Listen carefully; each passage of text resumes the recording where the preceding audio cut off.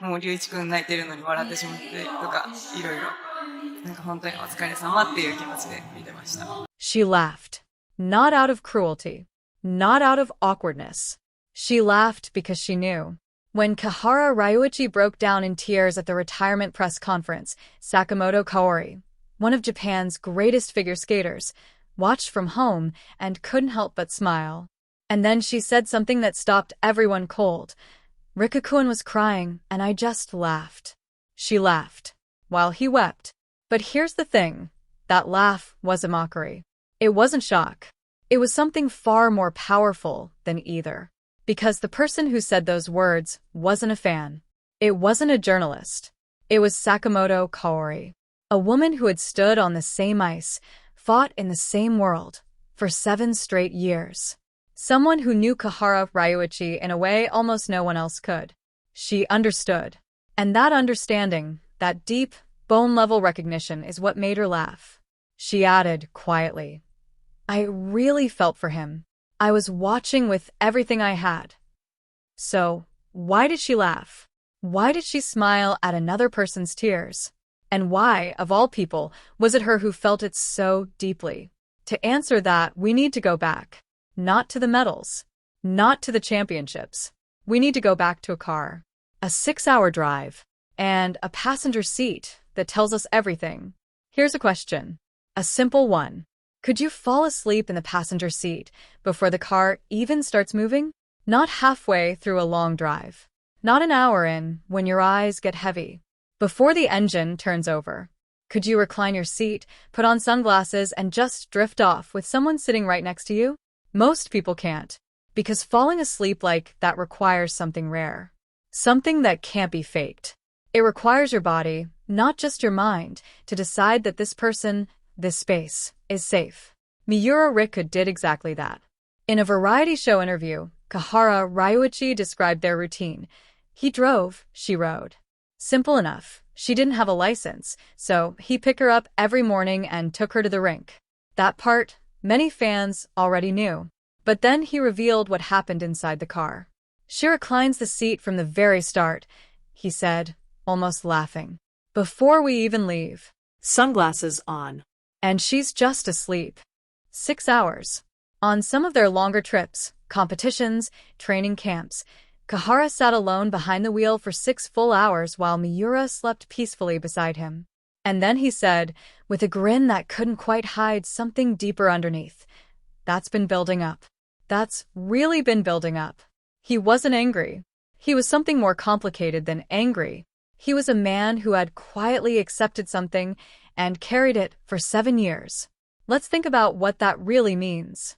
Miura Riku came to Canada in August 2019. She was 13 years old. Kihara was 26. She had no license, no car, no way of getting anywhere in the sprawling suburbs of Oakville without someone to drive her. And Kihara Ryuichi became that someone every single morning, without fail. In those early months, she almost certainly didn't sleep. Think about it. A teenage girl, fresh off a plane from Japan, in a foreign country, sitting in the car of a man 9 years older with far more experience, far more authority. You don't close your eyes in that situation. You sit up straight. You stay alert. So when did it change? Kihara gave us the answer, almost without realizing it. He described how it happened. She says the sunset is too bright, puts on sunglasses, and just naturally falls asleep. Naturally. Not deliberately. Not because she decided to. She just did. The way you only sleep somewhere when your body has quietly decided, without asking permission, that this is a place where nothing bad can happen to you. That shift didn't happen in the first few months. It probably started around 2021, when they moved into the same building and their daily lives became even more intertwined.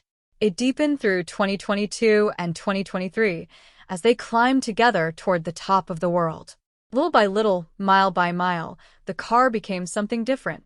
It became the safest place she knew. And Kihara? He drove. Every time. They trained identically, same rink, same hours, same intensity. If anything, a man in his late 20s recovers harder than a teenager. He was tired too. And yet he never woke her. Not once in 6 hours. He just held the wheel and let her sleep. Why? Rikakuen is tired from practice, Miura once said, explaining herself, explaining why she slept. She offered it like a defense, like she knew somewhere that it needed one. But she was missing something obvious. He was tired from practice too, the exact same practice. Yet the roles never reversed. She slept. He drove. And that arrangement held for 7 years. You can't explain that with a driver's license. A license is a piece of plastic. 6 hours of silent, solo driving, choosing not to wake someone, choosing to carry that weight alone. That's something else entirely. That's what trust looks like when it stops being a word and becomes a habit. The most revealing moment in that interview isn't the 6 hours. It's the 5 minutes. When Miura admitted she falls asleep, she added a small defense. I do try to stay awake. I try to last at least 5 minutes. Kihara's response was instant. You can't even manage 5 minutes. Not cruel, not cold. He said it laughing. And she laughed too. But think about what's really happening in that exchange. She knows it's wrong. She knows she should stay awake. She offers the excuse anyway, not because she believes it, but because some part of her still wants to acknowledge that she owes him something. And he refuses to let her off the hook, but he also refuses to make her feel bad. He just names it laughing. You can't even manage 5 minutes. That's not how colleagues talk. That's not how teammates talk. That's how 2 people talk when they've spent so long together that the other person's flaws have become something close to endearing.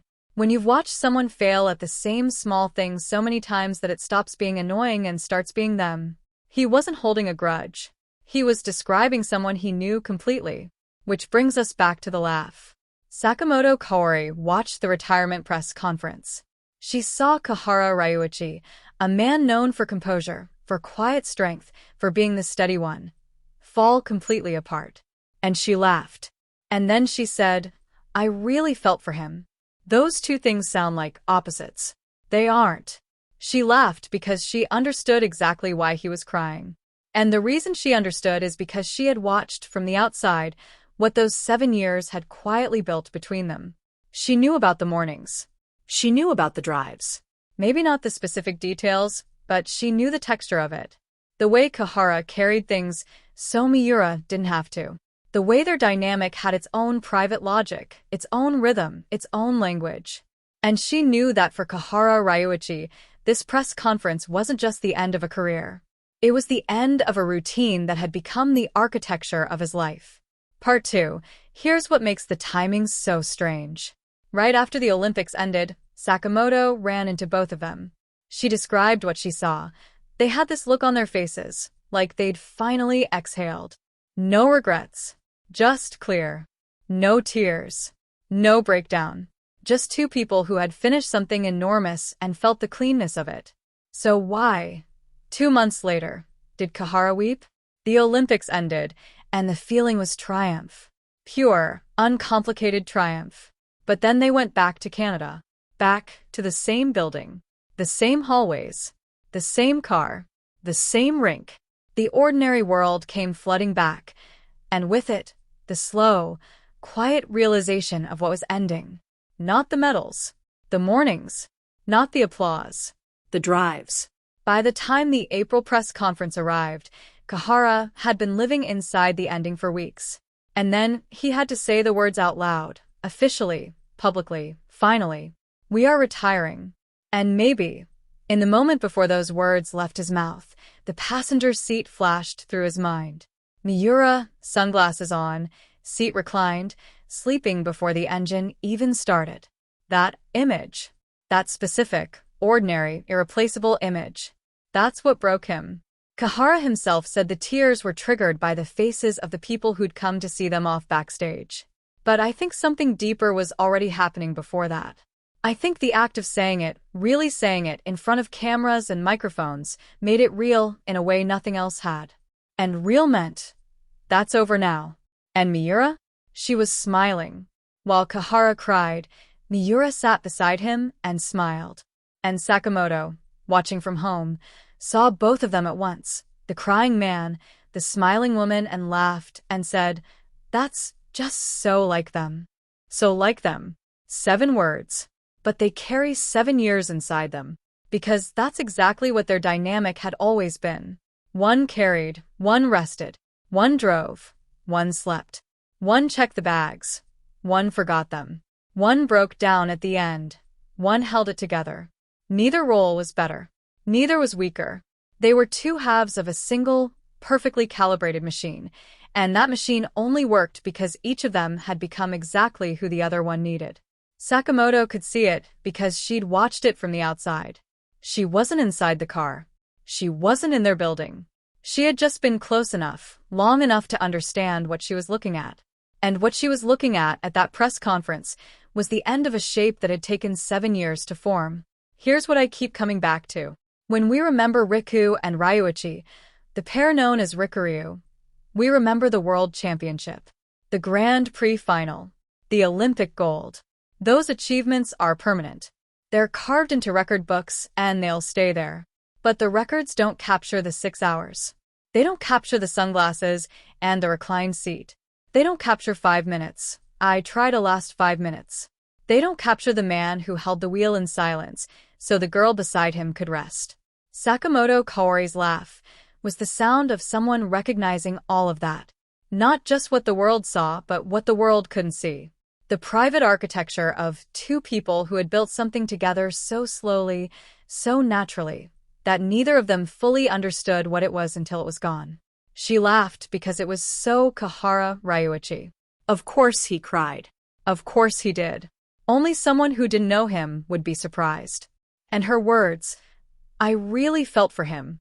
I was watching with everything I had, carry more weight than any highlight reel. Because she wasn't just watching the end of a skating career. She was watching the end of 6 hours. The end of a reclined seat. The end of a passenger who trusted him more than she trusted herself to stay awake. And that deserved every single tear.